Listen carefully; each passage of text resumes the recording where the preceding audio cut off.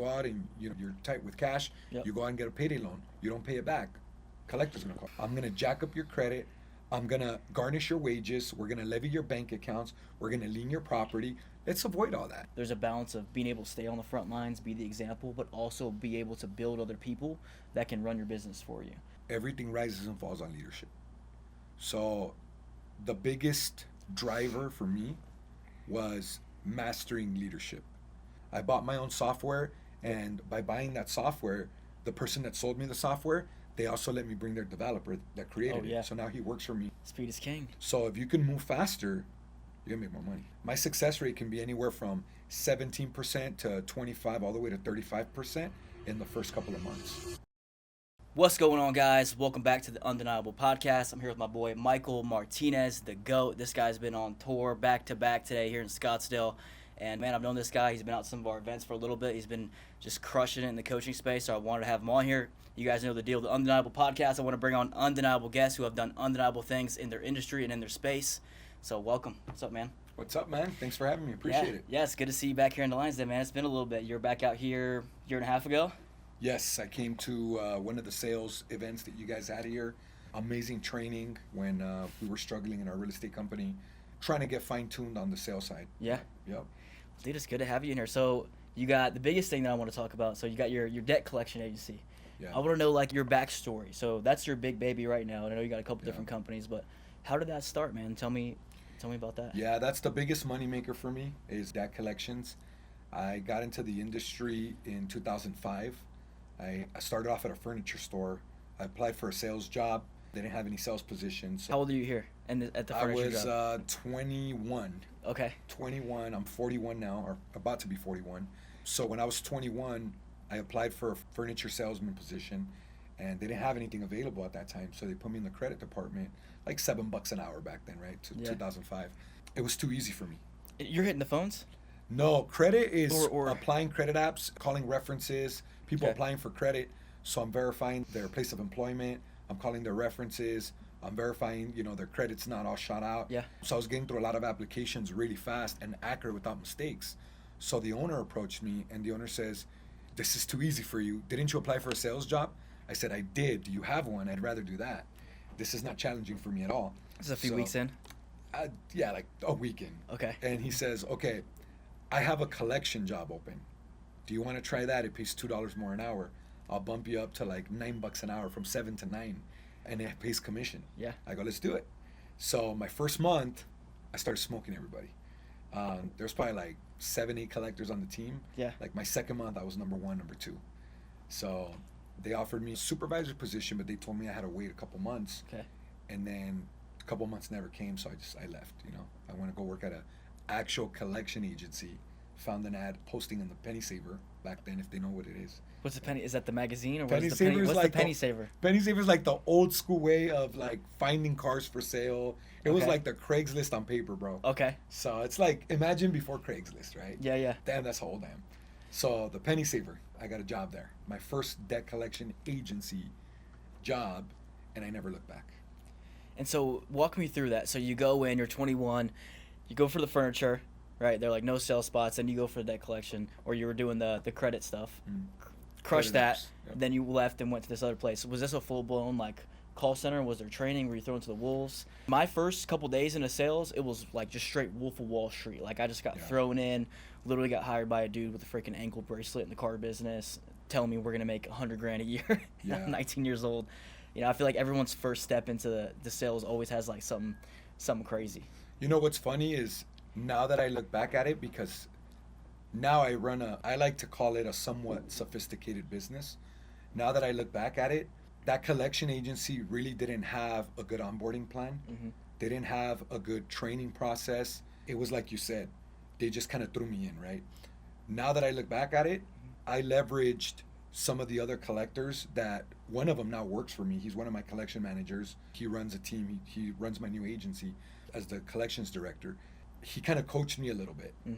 But now that I look back at it, they freaking sucked at onboarding. Like there was no training, there was no development, there was no coaching, like there was no systems, there was no process. They just like, okay, here's how you use the software. Yeah, here's the script. Go get on the phones. Yeah. Like no script, no nothing. But I figured it out. I figured it out by leveraging the team around me, listening to them, Yeah. and asking questions. And then a couple of them took me under their wings and taught me, because I was good at sales even before that. Yep. I didn't know debt collections. I was being a pushover, right? When the customer said, "Oh, I'll pay you $500. I'll pay you $50 a month, Yep. starting next month." So walk them through. So a lot of people don't know like how the debt collection is. Like before I met you, even like a couple years back, is before I even looked into it. I didn't know what it was. I thought it was like the government and shit. Like, like I really like I don't know, because I'm like who would be calling for the debts, right? So the debts go to collections, and then they get passed off to a company like yours, or like what's that process like? Yeah. So you don't know the process because you pay your bills. That's good. I'm glad I don't know the process. You should not want to know the process, right? But I will walk you through the process, because especially the way the economy is this year, I don't want to talk politics, but I do notice it because I'm on the forefront in collections. I see shit hitting the fan before. Yeah, your industry I see it. really. Yep, I can see the trends, and I can see, like right now we also do real estate. Yep. So being on the forefront of real estate and being on the forefront of debt collections, you got like night vision, yeah, bro. I know what's coming already before anybody else. So one thing I will tell you is there's a lot of people that do owe money. There's a lot of people that owe credit cards. They're delinquent on their cars. They get repoed. They sell the car at auction, and let's say that they financed the car for 10 grand, and when they repoed it, they only sold it for 8. They still owe 2 grand. That's called a deficiency balance. A collection agency will call you and collect that deficiency balance that you owe, that you're upside down. You still owe the bank those 2 grand. They financed you. Yep. Right? And when they sold the car after they repoed it, they didn't sell it for the money that you still owe them. They sold it for much less. So you owe that balance. You get a credit card. You go to a dental office, and they finance your braces, and then you never go back. You take the braces off yourself because you don't have money to go back. Well, you still owe $1,500. Anything on almost anything. I was one of the top collectors for Western Dental, one of the biggest dental chains in on the West Coast. Yep. There's payday loans. You go out and you're tight with cash. Yep. You go out and get a payday loan. You don't pay it back. Collector's gonna call you. So how do those connections? So let's say I'm a guy, I'm a dentist, and I got a bunch of people who they're not paying their shit back. How do you bridge that connection? Who do I reach out to? Am I going on Google and just looking up debt collection services? Yeah. So first and foremost, I'm fully licensed in all states now. Yep. That took me almost a year to get done. Congrats on that. You've been growing a lot too. Yeah, thank you, bro. I'm fully licensed. They can reach out to npgassociates.com. That's my company. Okay. We're a little different because we do business with small businesses as well. Most collection agencies are only looking for volume. My biggest customers, my biggest clients are debt buyers. They buy big debt portfolios from the banks. Okay. So the banks sell off all their bad debt. Big debt buyers, they're like investment companies. They have a board of investors. They go out, a group of investors go out and buy a debt portfolio as an investment, and then they assign it to my office for collections. Let's say they spend... That's a crazy mindset. It's crazy. Dude, it's so fascinating to me because they're like, we're going to go and we're going to get money back from the people who have a history of not paying shit back. And we're going to go and we're going to get the money. Well, so things change. Let's say that you're in a bad situation today. How long would it take you to recover from a bad situation? You lose your job. You go through your savings in a month or two. You have to move out of your apartment and downsize. You lose your car. It gets repoed. You go delinquent on your credit cards. But, Danny, you're a G. You're going to go back and you're going to get a good job again, and then you're going to get reestablished. You get cleaned up. How long is that going to take you? A year? And then what if I call you right around that time? And then I'm pressing you. I'm like, hey, remember that car that got repoed? Hey, remember your credit cards that you're delinquent on? Hey, remember this, remember that, all that money you owe? Well, now that you're reestablished again, I'm going to have to go after your assets now. I'm going to have to file a lawsuit. I'm going to jack up your credit. I'm going to garnish your wages. We're going to levy your bank accounts. We're going to lien your property. Let's avoid all that. You want to work this out with us? Let's do it. Ooh, this gets my fucking ass cheeks tight. I like this. This is good. You guys are in the trenches just like getting it done. These are hard conversations. They are. So you need to have a little bit of finesse. Yeah. You need gotta to have be some love in there too. Yeah. So what the approach is? Do you find most people are shutting you guys out? You got to come in hard quick, or you come in with some love, trying to understand, or you just take it by person? So I'd probably say 90% of the people are just refusing to pay, not cooperating. It requires skill, negotiations, sales tactics, talent to persuade them, not to underestimate it. Yeah. And to work with us on coming up with a solution, because ultimately we just want to get the debt paid back for our clients, right? 10% of the people, they're just like, I didn't know that I owe it. Thanks for reaching out to me. Now that I know I owe a balance, let me pay it. or let me work out a payment plan, or whatever. Let me settle this. Yeah. So it's a combination, but somebody just asked me earlier, what is your success rate? My success rate can be anywhere from 17% to 25 all the way to 35% in the first couple of months. So if you assign a file to me of $1 million, chances are I'll recover $170,000 to $350,000 in the first few months. Oh, wow. So you guys are generally working for a year or two on these things, at least. Well, for the remainder? There's a transition period. So, I always recommend businesses to assign their delinquent accounts receivables to a collection agency like us after 6 months of delinquency. Got it. I would have them, if they have an in-house accounts receivable department, try in-house for 6 months first. Keep at it. After 6 months, if all else fails, send it to the big boys. We'll take care of it. I love this. All right, so let's transition. I want to talk about just scaling a company, entrepreneurship, right? So walk us through the last couple of years, because you scaled. Now you're in all 50 states now, which is massive. Yeah. You got a good amount of employees. Walk us through the last couple of years and where you're at today, and what you guys are doing. Yeah. So the first thing is in 2019, I almost went out of business. I started my first company with a partner in 2012. Yeah, I was doing most of the work, so we separated a few years into it. In 2014, we separated. I started my own company. I was pretty complacent. I was making very good money as an owner. I was making anywhere from $350,000 to $500K a year. Yep. I thought I was rich. It's usually the spot where most people kind of. We call it in my company, in my business, we call it baller syndrome. So this applies to all the salespeople, because I got top collectors that make 15, 20 grand a month. Yep. Baller syndrome is when you make so much money and you take your foot off the gas, or you become complacent and you stop growing. I'm stealing it. Yeah. You can use it. I'm stealing it. I like it. I'll give the credit. It's baller syndrome, bro. So you have a big month, and then you want to take the next 2 weeks off. That's baller syndrome. Yeah.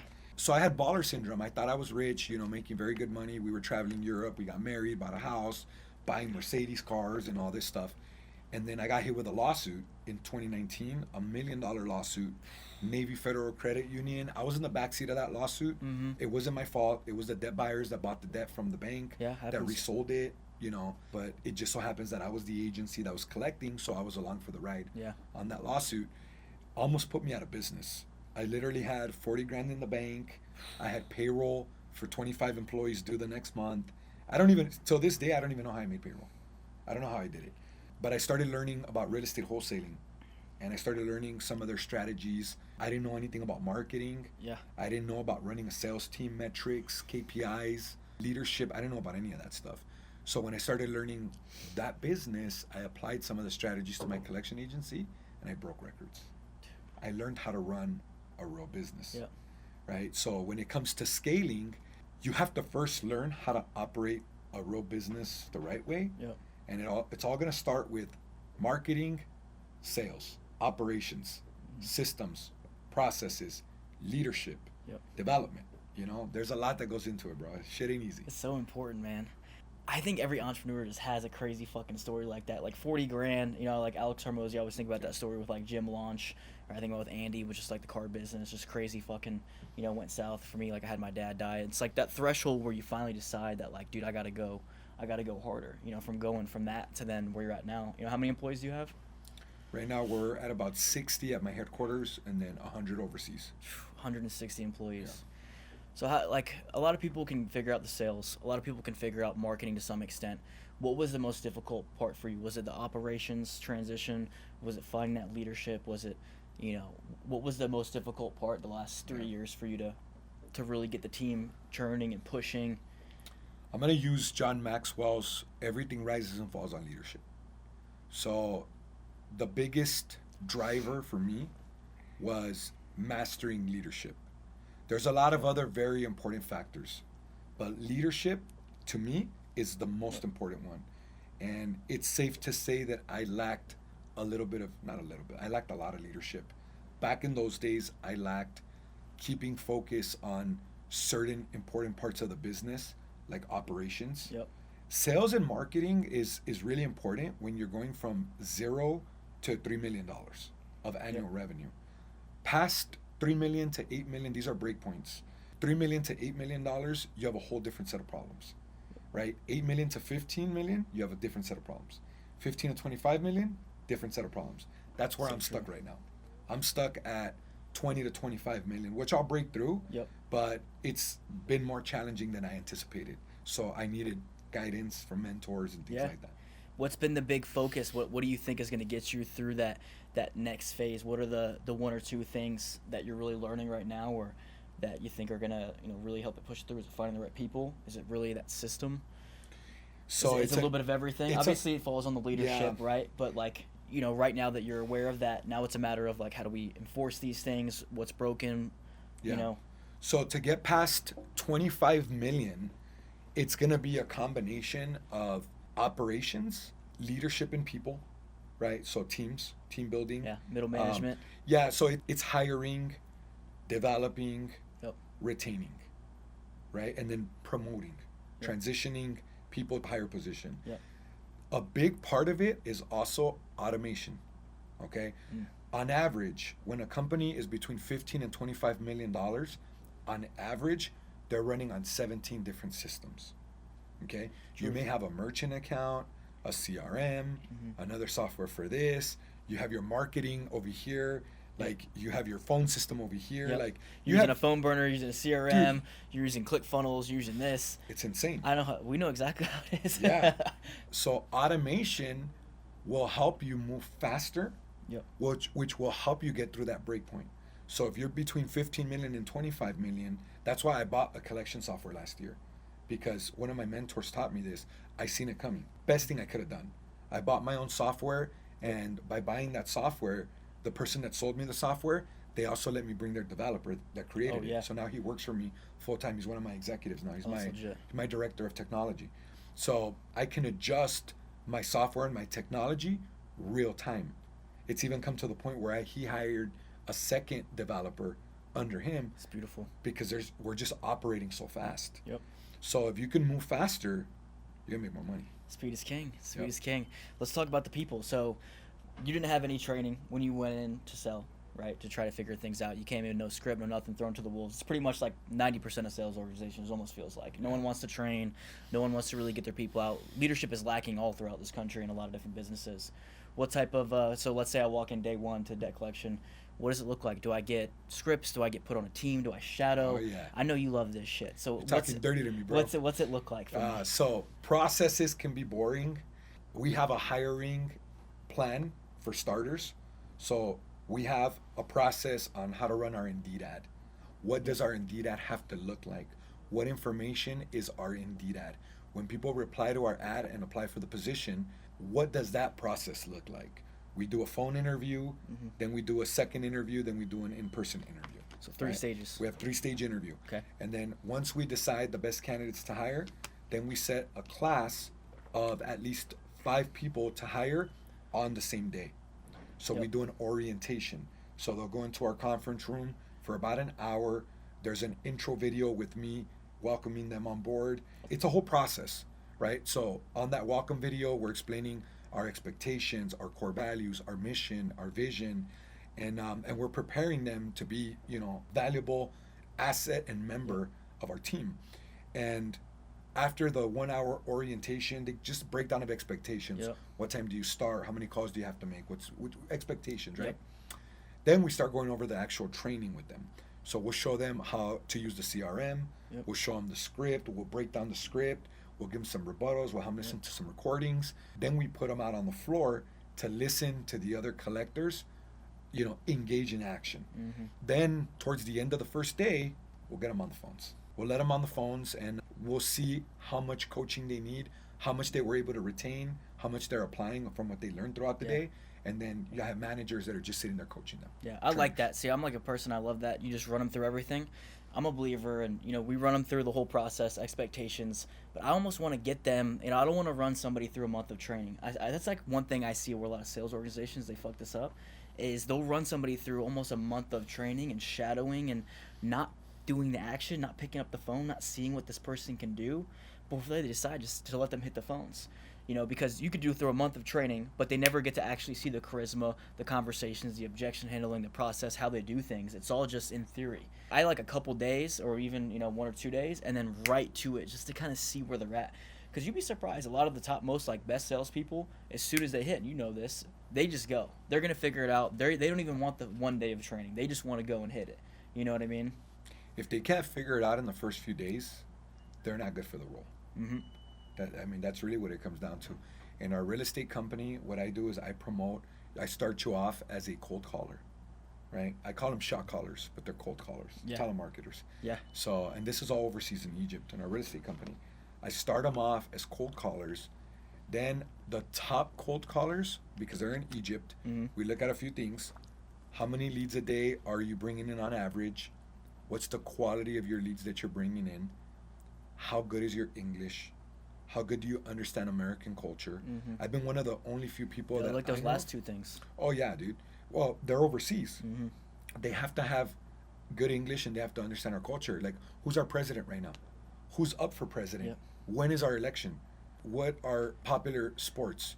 Who's running right now? Who are the leads? You got in to be able to sports? have that conversation. You got to be able to connect. It can't just be all straight, business transaction. There's got to be a little bit of flavor in there. Yep. So the cold callers, I promote them to lead managers, which are like junior sales reps, right? While they're cold calling, we're giving them trainings, Eric Klein sales training. Yeah. Love right? this shit. They do 30 minutes a day of Eric Klein's sales training. Yep. And they're not even talking to homeowners yet about selling them their property. They're not negotiating. They're just learning. So they're getting all this ammunition that they can't use. So they're eager to use it. Well, in order to get promoted to lead manager, first you got to master cold calling. Yep. Then I bring them into lead managers. Once lead managers show that they can get one solid contract a week, consistently for a month or two, then we bring them to acquisitions managers. Fire. Now they're like senior sales reps. And then those are the sales leaders right there. They're the ones that bring in the money. You know your shit. I love it, man. Yeah. So right now you're doing a lot of coaching. That's what I love. You know, I'm doing free coaching right now on social media, on YouTube. You put out tons of great content. Yeah, so I was doing coaching, but I feel like the groups that I was coaching, I was charging too cheap. So they weren't respecting the time. They wouldn't hop on the calls. Yep. So I stopped it. Schedule. Yeah, so now I'm only doing one-on-ones, elite. I can coach them on real estate, on wholesaling, or just on business in general. So it's more one-on-one. What do you think the biggest thing? So let's say somebody's trying to get past, to their first 10 million a year, right? They're doing a couple, 3-4 million a year. What do you think are the biggest things that you're going to look at inside of a business? Where are most people fucking up inside of their business? For that revenue range, it's going to be leadership. It's going to be the core leadership. So you have, for example, your sales manager, right? Then you're going to have a senior sales manager. Then you're going to have a director of sales. Then you're going to have a senior director of sales. Then you can have a vice president of sales. So it depends on a couple things, right? At $10 million of annual revenue, it's like, how many employees do you have? What's your revenue per employee? So how much revenue is each employee generating? How many do you have? What's your company's net? These things are going to determine how many layers of management you need. So if you're at $10 million, but you only have 10 employees and your net is high, right? Nothing's off. Everything looks good. You can only have like 2 or 3 sales leaders. You don't need that many, right? Or even one would do. If you have a team of 10 salespeople, even one sales leader will do. It just depends on how big your company is. Like with us, we did 18.5 million last year in annual revenue. My collection agency, I have a lot of layers of managers because I have a lot of employees. And my revenue per employee may not be as high as other companies. That's just my industry, right? So I need to have several layers to protect us from people not holding themselves accountable, lack of discipline, not meeting metrics, things like that. I love the freedom that you've created for yourself and for your family. I know you got your wife over here and you guys just roll everywhere together. I just think it's so amazing. That's why I know that you're a great leader, is you're able to actually go and have some of that time. Most leaders, they don't want to ever delegate. There's a balance of being able to stay on the front lines, be the example, but also be able to build other people that can run your business for you. And that shows for sure. At what point did it take you to be able to get to that point to where you could kind of step out of the business and start trusting those other people? Was it flowing? Were you in? Did you feel comfortable stepping out? What was that like? Because even though now I know you want to be in there, but you can run with where you're at because you have systems and you have people. And yeah, dude, I wish I was at the office right now with my team. Yeah. But the truth is that, doing podcasts and spending time with other entrepreneurs High and leverage business leaders and sales leaders, it's not only is it just a great learning experience for me to keep growing as an individual leader, but it also helps the brand. It helps my reputation, my credibility, the connections, right? You can meet a business owner tomorrow that has, millions of dollars of past due delinquent accounts receivables. Now that I educated you and informed you on my industry and my business, that might be a referral right there. Or somebody might be watching this. I just signed up a landscape company right now that has a huge accounts receivable problem, huge. And they said, I have about, 6 months to a year and a half, a bunch of people that owe us money, right? And I said, well, how long have you been in business? 6 years. So throughout all those 6 years, they don't owe you money? They're like, yeah. Let's go back all 6 years. Let's get all your money back, right? So now people are informed. So this is equally as important than being in my office. And I'm confident, right? My leaders, even myself, we're nowhere near our potential. But we're good enough to operate where we've already experienced a 20% growth this year in our revenue compared to last year. So we're already at 12 million this year, just the first 6 months of the year, which has me on track to do 24 million. It's exciting, dude. And we did 18.5 last year. So I'm already going to break my record this year for revenue. So to answer your question, I delegated a long time ago in 2015 or 2016. That's when I really started taking a step back and I let my general manager run the company for me. But again, I was complacent. I thought I was rich. I made a huge mistake of being an absentee owner. I'd go to the Christmas parties and my employees didn't even know who I was. Oh. Yes. So in 2019, I love that you can talk about this like confidently open, by the way, too. Because a I lot fixed of people don't really want to own that shit, I fixed it, bro. It was a mistake. I want people to understand mistakes that I made so they don't make the same mistakes. Don't ever do that shit. Like, don't ever be, at that point, I'm not even an owner, I'm just an investor, right? So in 2019, a cause of my actions, a cause of my decisions, right, was I almost lost my company. I almost went bankrupt in 2019. So I'll never make that mistake again. And I've learned from some of my mentors now, big mentors doing serious revenue. Don't ever make that mistake again. As long as I have a business, I always need to be the CEO. Now, if I sell the business, then I'm out. It'll be expensive to keep me on as a CEO if I sell my company. But if I do, then I'm out. But until then, I'm in the trenches with them as much as I can. So for everybody that's watching, I know your next level is you're trying to find even more debt collection agencies, right? You're stacking that on. You're learning how to do the acquisition stuff. Walk me through what that looks like. I love acquisitions. I love learning and seeing. I think right now, like, we're in the hottest era for acquisitions and home services and a lot of different industries. I feel like we're in this golden era right now where a lot of entrepreneurs can just hit a grand slam and they can really crush it if they understand acquisitions and they have everything set up to do this. Walk me through that. You guys, you have a solid base, but now you're looking for, and maybe there's some people watching, but you're stacking and trying to find some of these people. What I'm focusing on right now is I'm looking for distressed collection agencies. I'm looking for owners that are maybe not distressed, but maybe they're ready to retire. The industry's always changing. And in my industry, in debt collections, there's a lot of business owners out there that are still trying to survive doing things the way they used to be, without social media presence, without expanding their brand, without getting new clients. They're just complacent, right? And they're struggling and they don't know why. Maybe it's time to hang it up, and hand it over.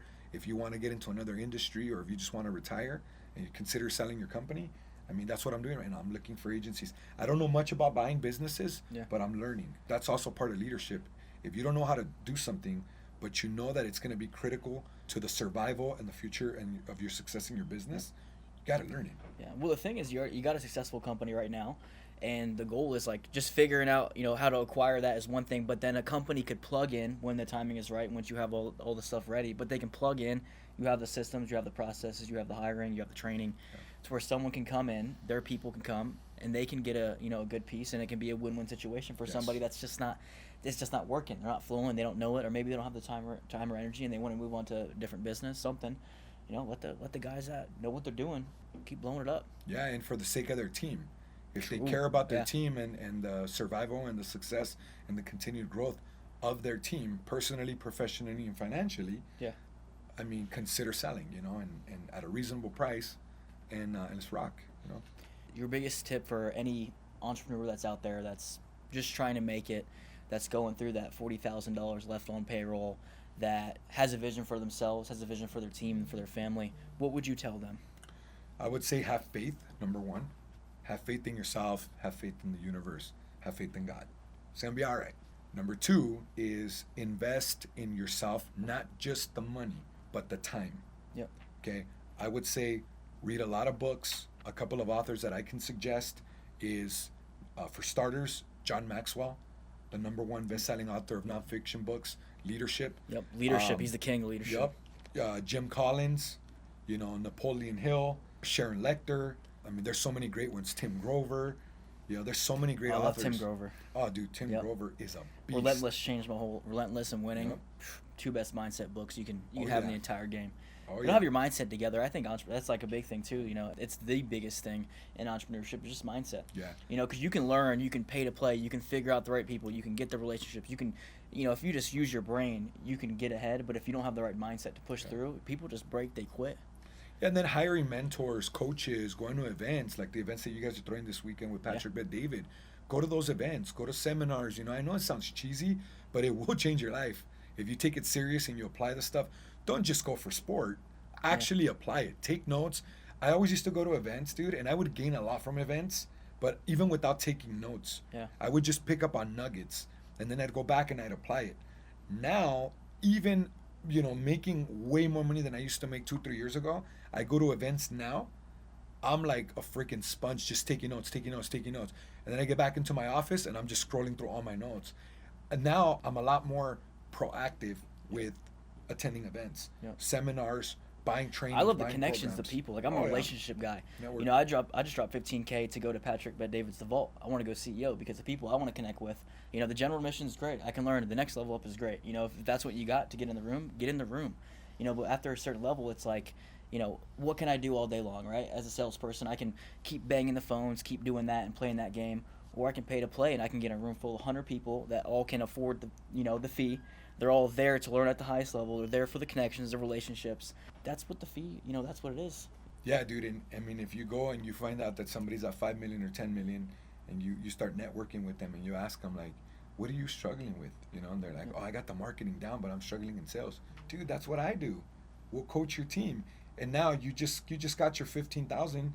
You just turned it into $150,000, just by you spending that extra money to be in proximity with the right business owners or the right client, right? So that's awesome, dude. Well, I appreciate you being on here. Is there anything that you want to tell the people that are watching on the Undeniable Podcast?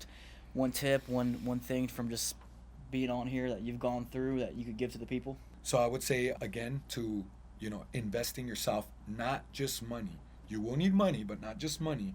Invest your time, and that's also going to help your self-development is going to help with your confidence. Once you gain confidence, it's game over. You guys are dangerous. You'll be successful. And where can they plug in? Where can they find you if somebody wants your services or someone just wants to follow you, check out where you got going on? What's your Instagram? What's your handles? Where can they plug in with you? Absolutely. So my Instagram is the place where I'm most active. I still respond to everybody personally, maybe not right on the spot, but I'll get back to you. It's at FKN Michael Martinez. Same thing for TikTok. And my YouTube is at FKN Mike Martinez. I just drop a lot of gems on there, absolutely free. I like to teach you guys how to run and operate a successful business the right way. Fucking Michael Martinez, baby. Appreciate you being on here, bro. Thanks, man. Appreciate you, bro. Thanks for having me. Yep.